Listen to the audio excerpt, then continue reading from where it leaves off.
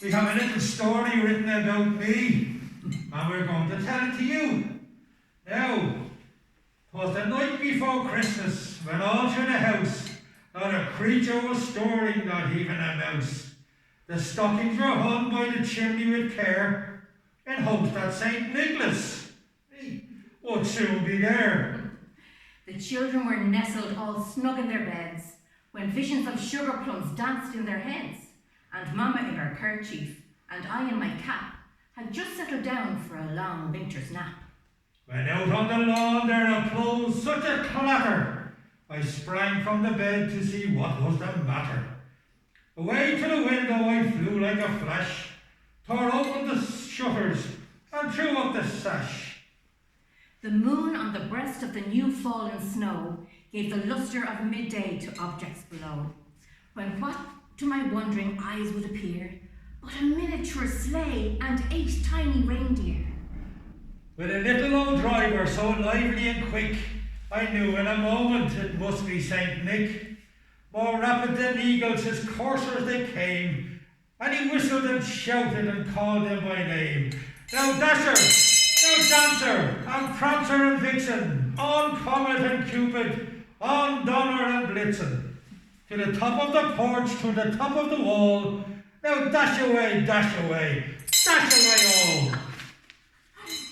As dry leaves before the wild hurricane fly, when they meet with obstacles mount to the sky, so up to the housetop the couriers they flew, with the sleigh full of toys, and St. Nicholas too.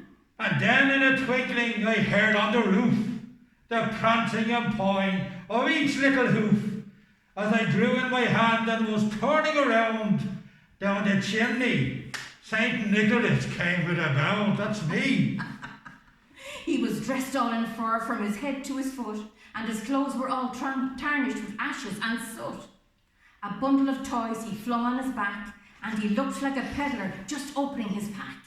His eyes how they twinkled, his dimples how merry, his cheeks were like roses, his nose like a cherry, his droll little mouth was drawn up like a bow, and the beard on his chin was as white as the snow. Ho, ho, ho! The stump of a pipe he held tight in his teeth, and the smoke encircled his head like a wreath. He had a broad face and a little round belly that shook when he laughed like a bowl full of jelly. He was chubby and plump, a right jolly old elf, and I laughed when I saw him in spite of myself. A wink in his eye and a twist of his head soon gave me to know I had nothing to dread. He spoke not a word, but went straight to his work, and filled all the stockings, then turned with a jerk, and laying his finger aside of his nose, and giving a nod, up the chimney he rose. Now he sprang to his sleigh, to his team gave a whistle, and away they all flew like the down of a thistle. But I heard him explain, ere he drove out of sight, Merry Christmas to all, and to all a good night.